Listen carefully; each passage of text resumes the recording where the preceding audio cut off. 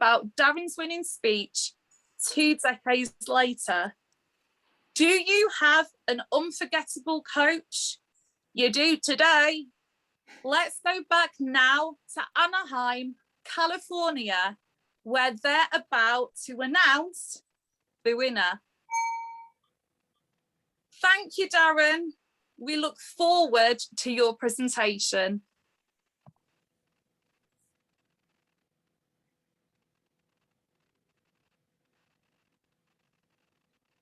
And the 2001 World Champion of Public Speaking, Darren LaCroix.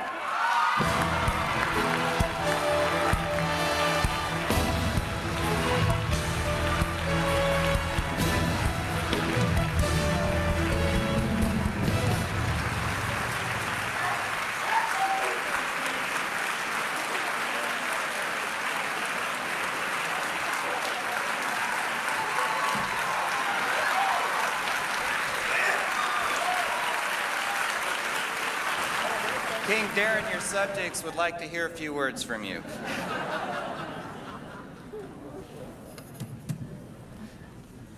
Man, that's cool. My first prayers, I asked God if the other 8 contestants could just go over time. That's all I wanted.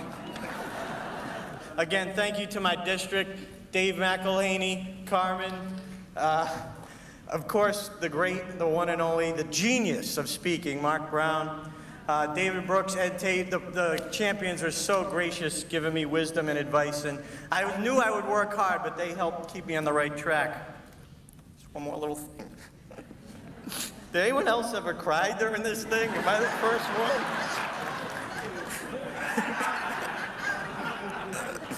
Does that count as a gesture? I'll never forget. My dad probably doesn't even remember. He said, I don't care what you want to do. Just be the best. And I am, Dad. Because that caring and wanting to help people comes through in everything he does. Darren cares about you. He's a mentor. And how to deliver a speech, how to write a speech. So it's just, I think you get the full package with Darren. Darren, as I said earlier, challenges you, and he wants me to get better. He wants me to grow. Someone just said you're the world champion. What are you gonna do now? I'm going to Disneyland.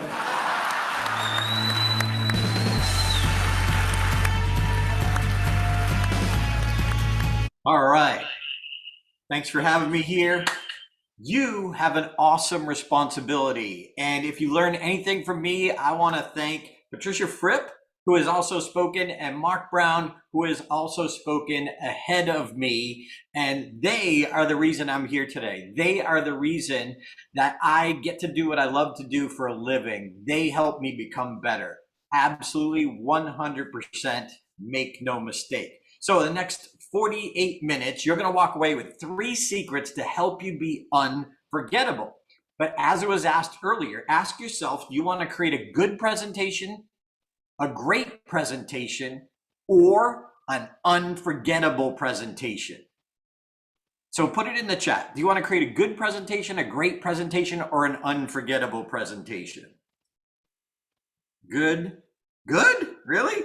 Well, good's easier and faster for sure. Unforgettable. Okay, here's my point. The process is different for each one. You can put together a good presentation quickly and in a day or so. You can put together a great presentation. It takes a little more work. Unforgettable requires you to go deeper. Think about this. Are your presentations unforgettable, or are they perishable? Whoa, gross, disgusting. Well, if we don't remember your presentation 3 days, 3 weeks, 3 months after you present, or even 3 years after you present, why are you there? If your goal is not to be unforgettable, you're missing the point of the privilege, the responsibility that you and I have, whether it's a 10 people at your Toastmaster Club, or hundreds of people like we are right now, or even thousands. Feel free, by the way, to take a screenshot. I'm going to give you some lists. So feel free to take a screenshot. Please don't share it on social media, only for you and your club. So what's the difference between average and unforgettable? What is the difference? And Mark and I teach this workshop. In fact, Mark, Patricia, and I are actually writing a book right now called Deliver Unforgettable Presentations. So what would you say it takes to make an unforgettable presentation? Well, here's a list.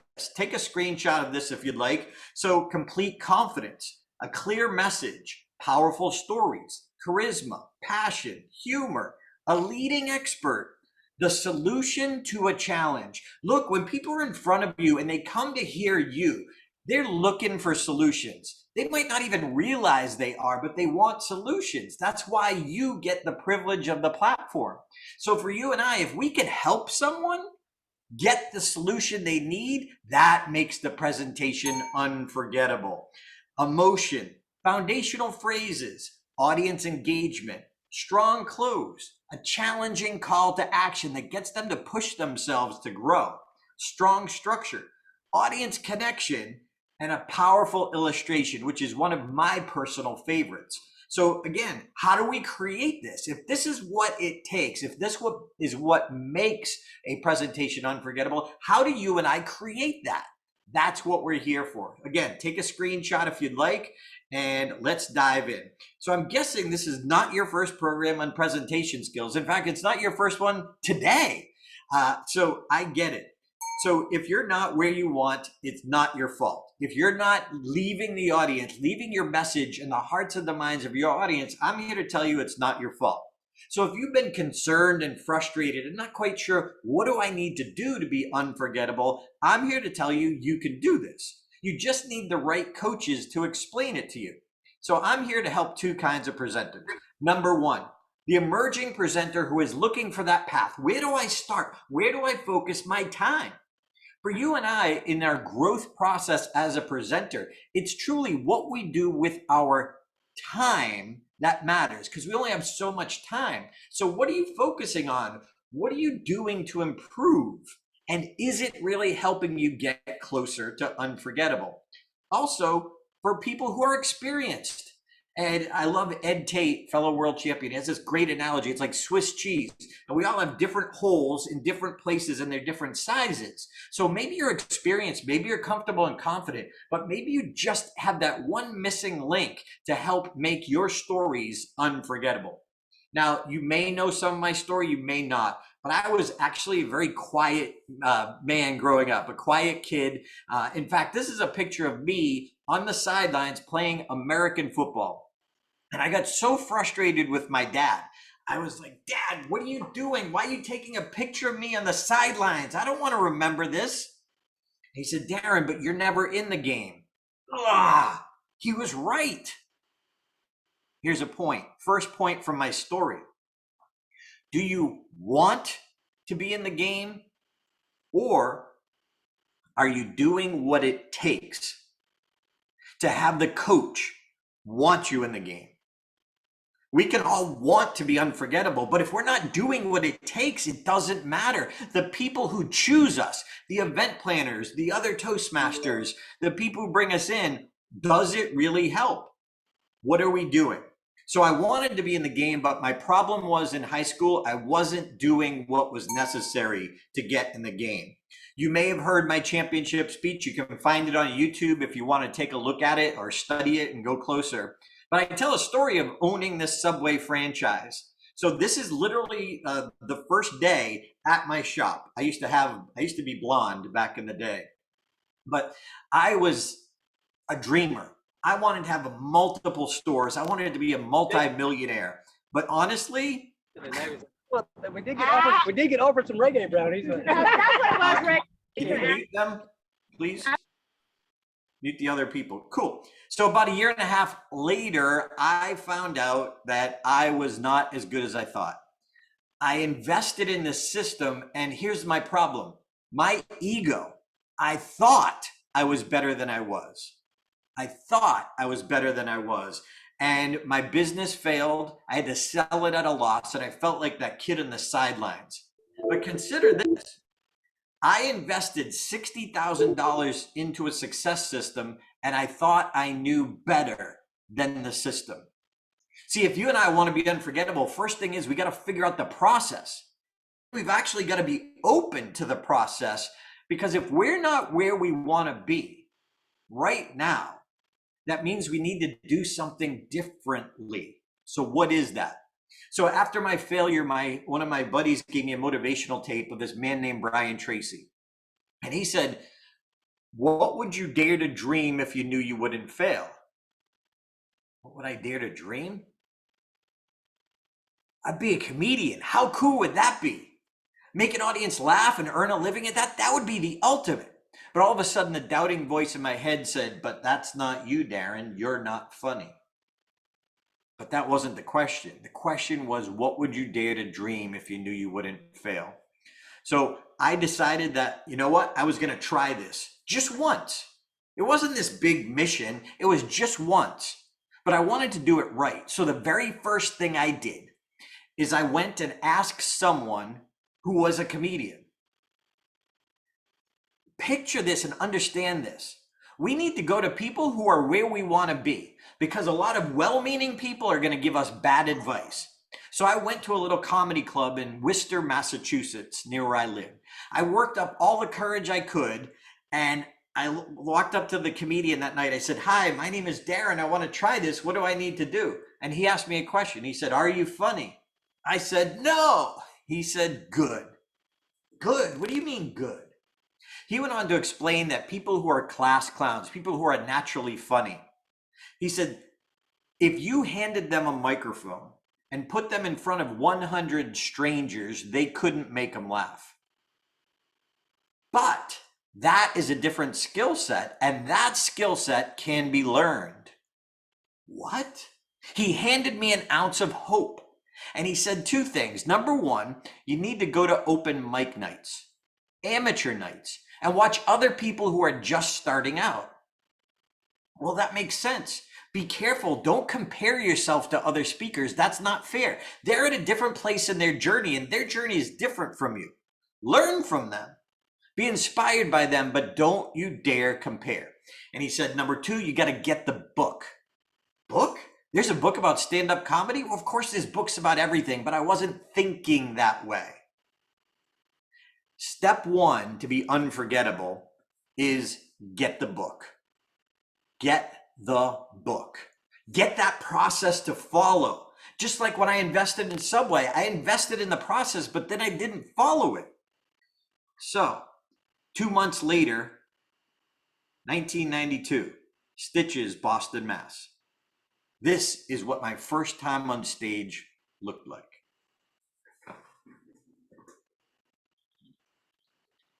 Does anyone here live in New England? Yeah.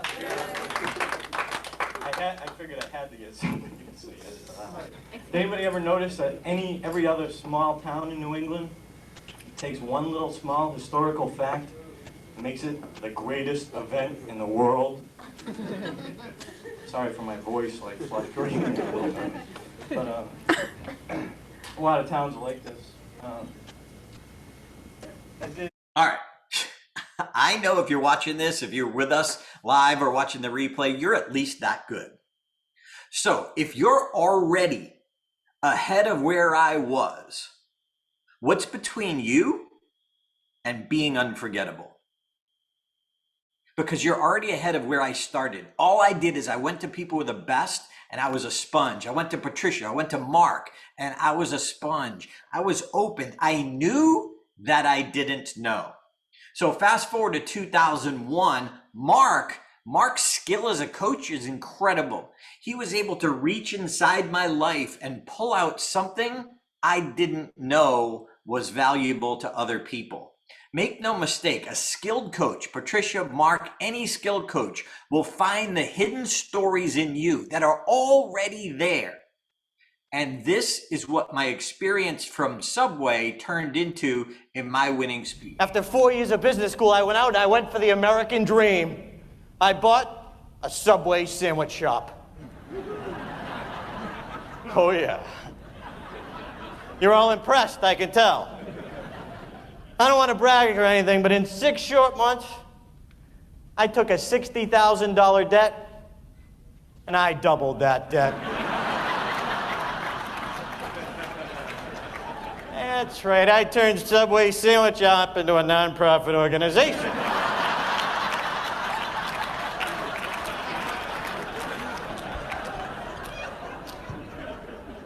I financially fell on my face.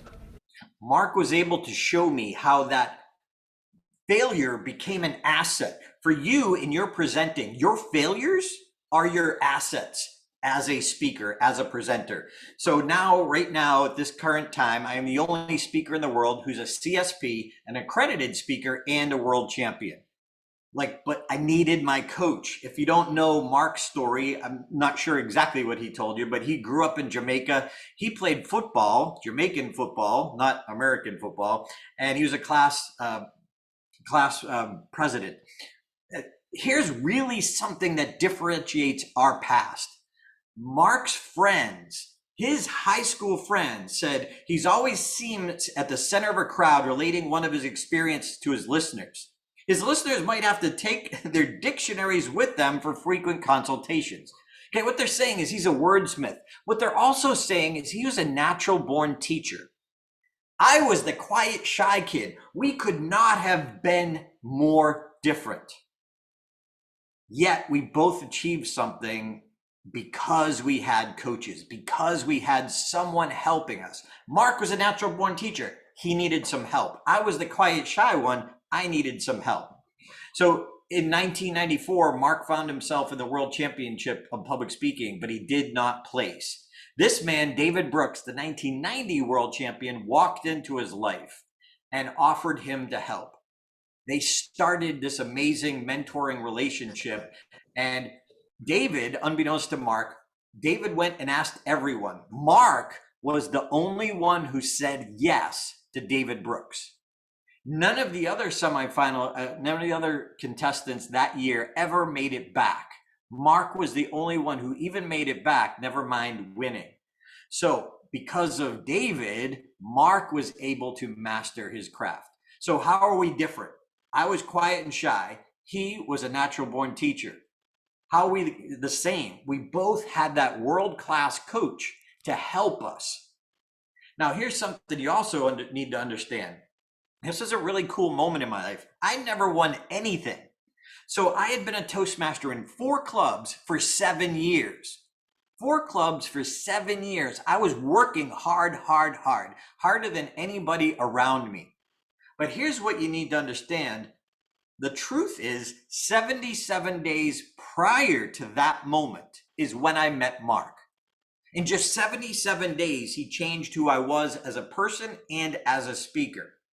So when I first started working with Mark, I drove 2.5 hours to New York, where Mark lived, to work with him.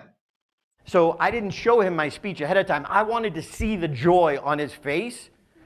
And I thought if he just gave me a couple little tweaks, I'm the king of my club. No one can give me feedback. And if you were standing there in the meeting room, you would have seen me beaming from ear to ear with pride about my speech. And Mark, standing in front of me in a small theater, corporate theater at Reader's Digest, drove 2.5 hours to work with my coach, Mark. As I handed Mark the speech, the greatest speech in the history of Toastmasters, I swear it was so good, as I handed it to Mark, you could hear choirs of angels. Mark took the speech.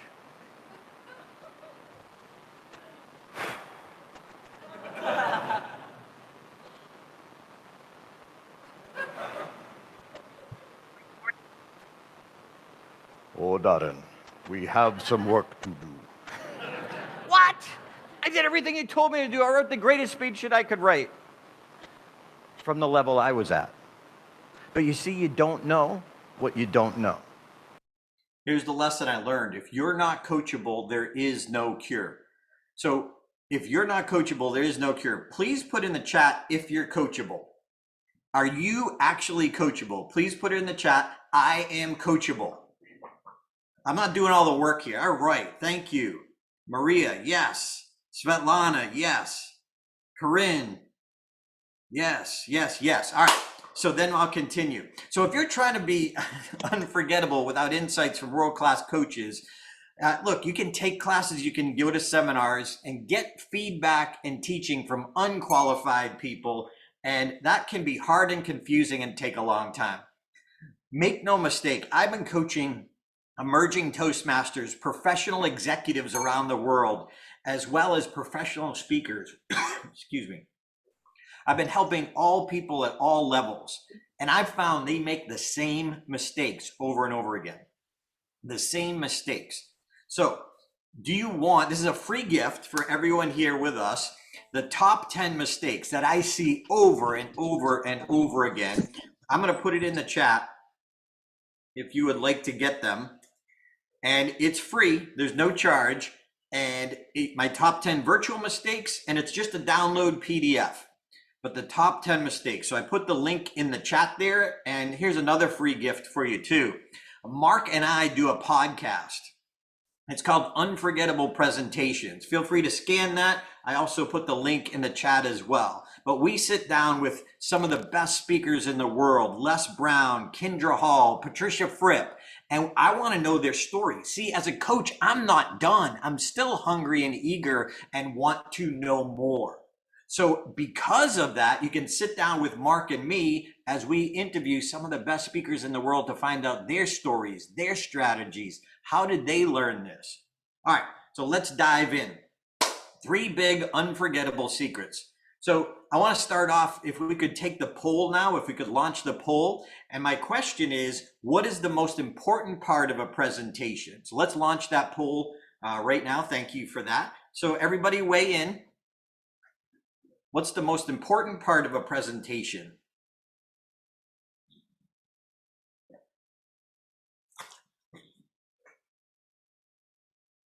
All right, somebody said the link is not working.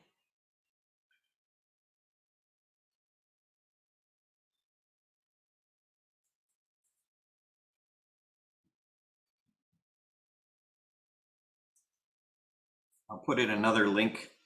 Sorry about that.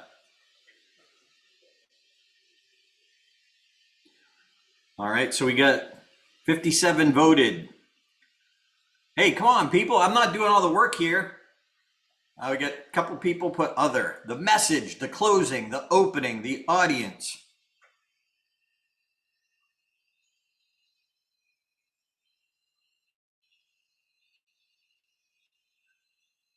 Oops. All right, so I'm going to share the results. This is what was said. This is what you said. The message, 29%. The closing, 4%. The opening, 16%. The audience, 41%. Okay? That's what you said. And 2 people said other. 2% said other. Here's what I'm going to say. Do you want unforgettable? Oops. Don't know why I keep showing. Okay. Do you want to be unforgettable? Because I look at it differently. Your answers aren't wrong, but they're not what's most important. I hope you're curious. Are you curious? The most important part of a presentation is the thought process in the listener's mind. It's not the audience. It's what the audience thinks about your presentation. It's not your slides. It's what your audience thinks about your slides. It's not your message. It's what your audience thinks about your message. I'm trying to teach you to go deeper. Every time you and I are on the stage, we get this amazing responsibility and we've got to do more with it. So if we're not aware of what they're thinking about what we say, we miss the mark. Okay, we might be good. We might even be great, but we're not unforgettable. So secret number 1. Thank you for saying you're curious, Svetlana. I appreciate that. All right, secret number 1, unforgettable presentations are built on a world-class structure. Okay, you might have heard this from Toastmasters. I heard this early on. Tell them what you're going to tell them, tell them what you told them. Okay, now, if you're just getting started in Toastmasters, this is all you can handle. I get it. After your first 10 speeches, this is not good enough. This is not world-class. Don't do that. Okay, at the beginning, that's all you can handle. Then I heard in the professional speaking world, tell a story, make a point, tell a story, make a point, tell a story, make a point, tell a story, make a point, have a closing. The problem with this is the points and the stories don't work together for one unforgettable outcome. That's a problem. That's a challenge. So don't do that. This is what I learned along my journey until I finally met Patricia Fripp, who showed me what a true world-class structure was. See, strong structure gives you confidence and it gives your audience clarity. You and I want to be confident up there. The audience wants you to be confident, but they got to know where you're going. They've got to understand. So structure, make no mistake, this is something that I just didn't understand early on in my career. So look, this is how we break it down: material, delivery, and structure. This is how we define it, me, Mark, and Patricia. Material, your slides, your stories, your examples. Delivery, the manner in which you communicate. And structure, this is what I didn't learn until 2001, is the order and the framework of your presentation. Make no mistake, this is critical. This is the foundation of your presentation, okay? If you haven't seen it before, in my championship speech, I literally fall on my face as intended, and I give part of my presentation from lying on the stage. Now, when I first brought my version 1.0 to Mark, I had an opening that was my fall. In the middle, I had a fall. And at the end, I had a pithy close. I thought, not necessarily the audience. All right, the rectangular block is blocking. I'm going to do this. All right, is that better? Tell me if that's better now. No, it's not better. I don't know what to do. Ah, that one's the one hiding. Gotcha. All right, I hope that's better. I can't see the chat. If you could, my lovely assistant, if you could weigh in and let me know what's coming up in the chat whenever I ask. That way I don't have the gray boxes. Okay, so first fall, second fall, pithy close. I thought it was pithy. Here's the problem. It was actually anticlimactic. My closing was anticlimactic. So when I work with Mark, when Mark started coaching me, he was easily able to point this out to me. So what he had me do was take the second fall and move it to the end. Okay, the second fall and move it to the end. This made the whole speech much better, much stronger, much more unforgettable. Make no mistake, I needed Mark to point this out. That's why we need a world-class coach. Look, structure is a crucial first step to the foundation of your presentation. Whether we're talking 7 minutes or an hour, if you want to be a keynote speaker, 7 minutes is one thing, but no one's going to pay you for 7 minutes. Even a TED Talk is 18 minutes. So we start with the best speech model, which is Patricia Fripp's. Look, if you're here and you want to go to Unforgettable, which direction are you working? Do you even know? Remember, when I started in stand-up, the first thing I was told is get this book. What he was saying is, here's the path. That's what you and I need. Because you can put a little effort in the right direction or a lot of effort in the wrong direction. So this is a world-class speech model. We do 2-day events on how to step-by-step put this presentation together. Put together a presentation. So just zooming in, just so you understand the psychology behind it, sometimes I start and open my presentations with the Mark Brown story, where he said, oh, Darren, I have some work to do. Okay. But then I found that some people, new people, are thinking, well, that's easy for you. I have to understand what my audience is thinking. So if newer presenters, newer Toastmasters are looking at me thinking, wow, it's easy for him, I could never do that, I have to acknowledge that. I have to get that out of the way. So what I do to combat those black thoughts is I show my first time on stage. So if I show you my first time on stage how bad I was and that I still was able to get here, that helps people to uncross their arms and lean in rather than cross their arms and lean back thinking they can't do this. Then I deliver my premise. Then what I do is I have 3 key points. Even in an hour presentation, you can't have more than 3, maybe 4 key points. We're not going to remember that many. So we have a key point, but then we have to back it up with evidence. You know your presentation, but the people who are just listening to you now are not familiar with it. So you have to have evidence that comes from 3 different directions in order to make it unforgettable. So all 3 pieces of evidence have to point back to that one point to make it stick. So one of my points is stage time. Never turn down stage time. I tell a story of one of my comedy mentors, Vinny Favorito, who taught me that. Then how I tell a story of how I found Toastmasters and how it helped me. It gave me a place to make mistakes. And then I tell a story of my high school buddies who used to make fun of me because I used to drive 2.5 hours to go on stage for 5 minutes for free. But notice all three of those are making one point, but now it's more likely to be unforgettable. It's more likely to be unforgettable. I love this by Lou Heckler, great speaker coach. He says, structure doesn't freeze you, it frees you. Okay, it doesn't freeze you, it frees you. Why? Now the audience can stay with us and understand. We're not just going off on some crazy tangents. Look, again, reminder, strong structure gives you confidence, but most importantly, it gives your audience clarity so they can stick with you. So secret number one, to deliver unforgettable presentations, you need to build it around a world-class structure. Okay? Patricia Fripp has a world-class structure. She teaches it. Mark and I teach it. But understanding it is so critical. All right, secret number two, you don't have to climb Mount Everest.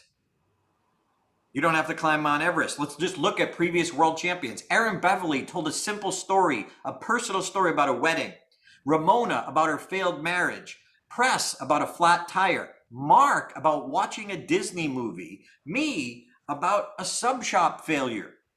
Okay, all of these are simple personal stories, experiences from our life. Now, maybe you're thinking, well, nothing that exciting happens to me. I'm going to encourage you to realize it does. You just haven't learned how to mine your life for the gold that is in there. Look, if you're alive, if you're on this planet, you have gold inside you. You just need to learn how to mine it. So you don't have to climb Mount Everest. You just need to deliver unforgettable stories. So maybe you're asking, how do I do that? Great. Perfect. This is Michael Haig. He's one of my coaches in Stage Time University. He also works with Patricia Fripp. He works with Will Smith and helps him when he's creating movies. He's a script consultant for Will Smith. The greatest lesson I've learned since 2001, besides I need a powerful world-class structure, was this. Write this down. The goal of any story is to elicit emotion. You can't be unforgettable unless you elicit emotion. You must elicit emotion. And here's the key. You have more stories inside you if you know where to look. So right now, if you're not watching on your phone, I encourage you to pull out your phone and go to the photo gallery. Go to your camera gallery right now if you're not watching. And as I ask you some questions and show you some examples, you're going to see you have stories literally right under your nose, right in your phone. You didn't even realize it was a story. So Mark and I were brought in to work with these executives from a company called Luxoft in Europe. And this is Alona. Alona was our event planner. She's the person who brought me and Mark in to work with executives. And by the way, we taught them for huge money the same thing I'm teaching you right now. Notice though, Alona's car is actually on the sidewalk. So we were in Kyiv, Ukraine, and I started realizing all the cars are on the sidewalk and they're perpendicular. That's crazy. So I pulled out my camera and I took a picture of the cars. Here's what you need to understand for you. Capture what captures you. Make it a new habit. Capture what captures you. You're already doing it. I want to make you aware that you're now capturing potential stories, potential examples. See, if it captures you, chances are you felt something. Remember, our goal is to elicit emotion. So if you felt something, this might be perfect. You can use these pictures in your presentations to help you be unforgettable. One of the things that struck Alona, our meeting planner, was Mark's laugh. Here's what you need to know about Alona. She did not speak English. So we had a translator with us. But on the very first night of our journey there, we did a public event. And I told the Mark Brown story.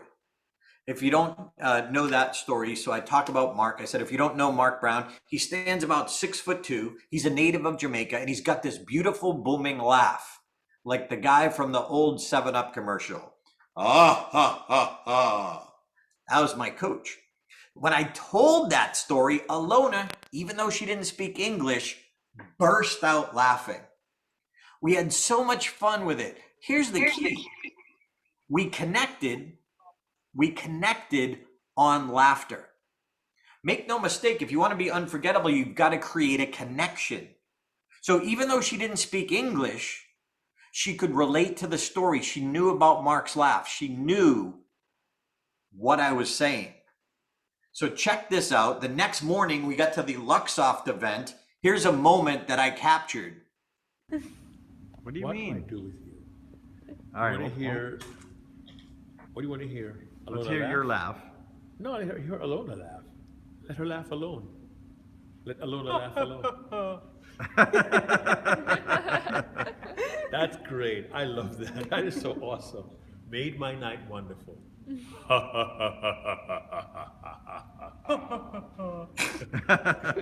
Now you're doing it too now. All right, look, if you smiled, if you laughed, that video clip helped elicit emotion while making a point about connection. That's what we're talking about here. So when Mark and I were flying home, we went through Germany and we had a layover there. We had breakfast in one of the restaurants there, and we were talking about why I took some of the pictures and how it could be stories. So this is the picture of the literal napkin where I jot down these notes from Mark Brown. Now, he might have covered this. I think it's so important. Let's cover it again. What amazes you? What amuses you? What moves you? What amazes you? What amuses you? What moves you? And then for you and I as presenters, what's the lesson learned? What is the lesson learned? What do we learn from that?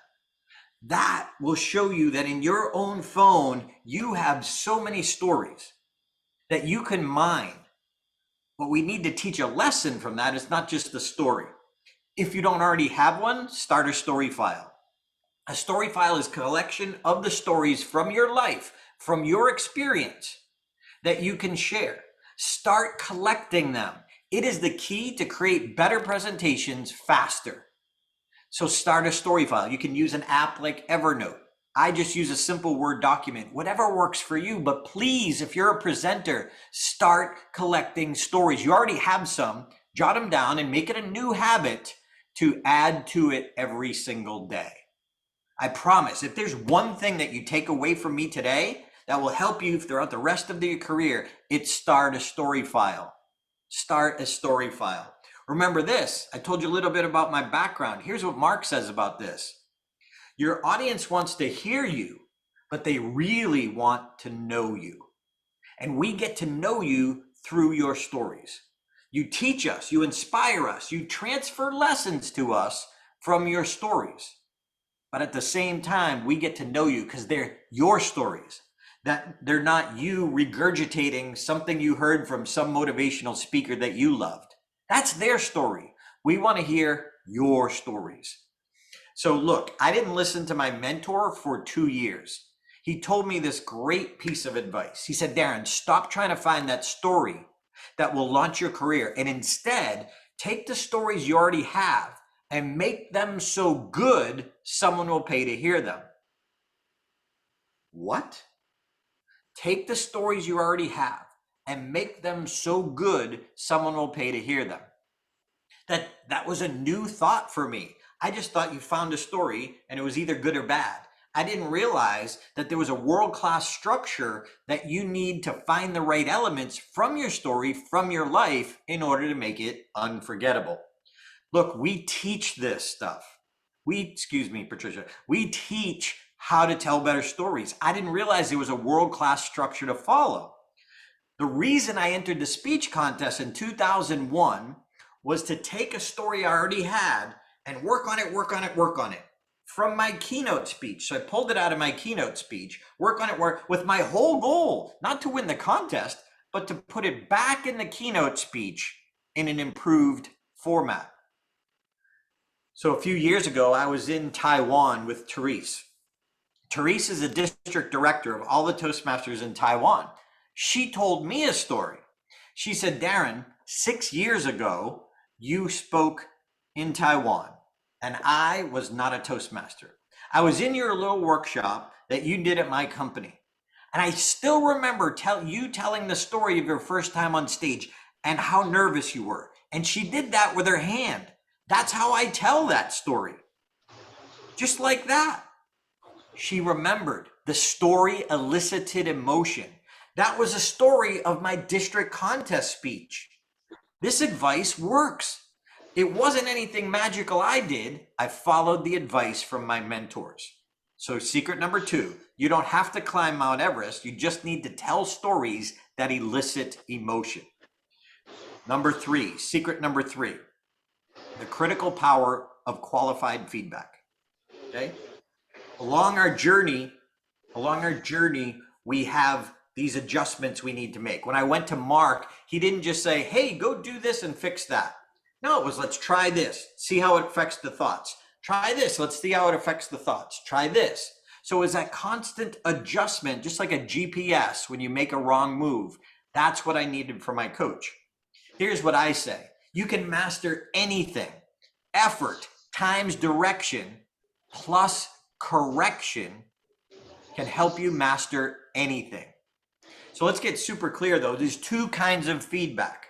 Number 1, here's what I thought and felt. Everyone is qualified to tell you thought and felt. Everyone. Number 2, here's how to make it better. Here's how to make it better. There's someone who needs to be muted. If my host could please take care of that, that'd be awesome. Secret number 2, here's how to make it better. So number 1, when you spoke, this is what I thought and felt. Number 2, here's how to make it better. Only a qualified coach is qualified to tell you how to make it better. Be really careful. And you have so much feedback, you have to sift through it. Which one is it? So I'm going to give you a test. And if we could get ready, if you could help me out here, I'm going to ask for some feedback, and please tell me what comes in the chat. In my championship speech, I fell down on my face intentionally, and I was going to 22 practice clubs to get feedback to understand what the audience was thinking about what I did. So again, I'm going to tell you what I heard, and you put in the chat, is this number 1 or number 2? Okay, so here are your options again. Put in number 1 or number 2, and if you could, if my moderator could help me out a little bit and let me know what comes in. So here's what was said. I was uncomfortable, you were down too long, you should get up sooner. Is that number 1 or number 2? I was uncomfortable, you're down too long, you should get up sooner. I was uncomfortable, you were down too long, you should get up sooner. I heard this everywhere I went about the fall. I was uncomfortable, you were down too long, you should get up sooner. What do we have coming in? So Darren, quite a lot of it is number 1. Here is what I thought and felt, everyone. Mm-hmm. The number 1 seems to be the favorite at the moment. Thank you, Natalie. Just love that accent. You make it sound so much better. Love that. Thank you. Well, here's what you need to understand. Just like our original poll, incorrect. You were down too long, thought and felt. I was uncomfortable, thought and felt. You should get up sooner, that's coaching. See, we have to sift through this, because when I brought this to Mark Brown, here's what he said to me. He said, Darren, our goal is not to make the audience comfortable. It's to make them uncomfortable so they will change. Stay down longer. What? Stay down longer. Mark gave me the opposite advice as well-meaning Toastmasters who had more contest experience than I did. Make no mistake, sifting through this feedback is critical. Okay, I need to share. I don't know why I get shut off here. If you could make me co-host again, I'd greatly appreciate it. Please go ahead and share. Thank you. Appreciate it. Give it up for the team. Pam and her team. Thank you. Thank you, thank you, thank you. All right. So look at this. Check this out. So see how effective. Mark told me the exact opposite advice as everyone else. I'm just going to show you just a quick clip at the beginning. Contestant number 5, Darren LaCroix. Ouch. Ouch. Darren LaCroix.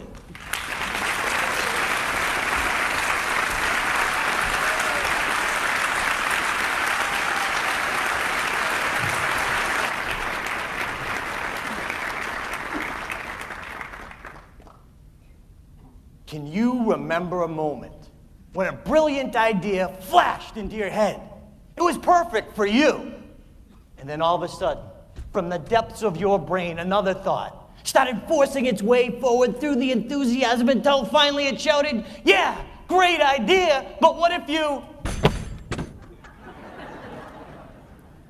fall on your face? What do you do when you fall on your face? Do you try and jump right up and hope no one noticed?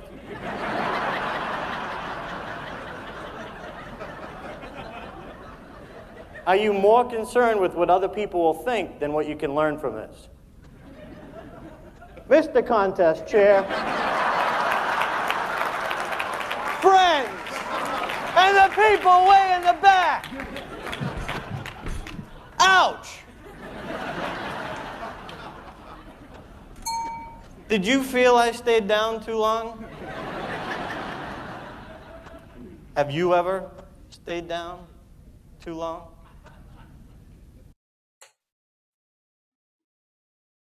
Look, had I listened to well-meaning Toastmasters, it would have lessened my impact. Look, you can keep going, doing your thing your own way, and you will get incremental growth. Stage time, stage time, stage time. But when you get direction, like I learned from Patricia, and then coaching, when Mark worked with me, your growth goes from incremental to exponential. Make no mistake, finding a qualified coach is critical to you reaching your full potential. If you listen to the wrong people, I would have lessened my audience impact. That moment, people told me, the other world champions told me, that moment where I turned it on the audience and said, have you ever stayed down too long? Was the moment that I connected, and some people told me the moment that I won. So look, you must get qualified feedback if you want to hit your potential as a presenter. I love this from Geeta. She said, a coach has a power to unlock what's always been inside you that you can't access yourself. So, Darren, sorry to butt in. I don't know, can you see the timer because it's now on red? I'm done. I'm wrapping it up. No worries. So if you want a speaking trophy, buy one. It's a lot easier. So thank you for having me here. Those are 3 critical secrets. I would love to, if you got some questions, join me in the breakout room. Make no mistake, I love what I do. I love what I get to do for a living. And if you'd like to join my coaches and me, I'll put a link. You can check out Stage Time University for $1 for 7 days. So I will just put that link in there, and I will be happy to answer any questions in the breakout room. Thank you, Pam. Thank you, Natalie, for hosting me. It was a privilege to be here, and thank you for Patricia and Mark as well. We love what we get to do. We want to help you help your audience.